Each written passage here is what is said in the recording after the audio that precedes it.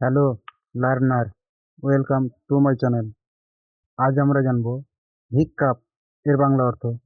হিক্কাপ এর বাংলা অর্থ হলো হেঁচকি, উদ্গার, হিক্কা, হিক্কা তোলা, ওয়াক তোলা, উদ্গার তোলা, হিক্কা তুলিয়া বলা।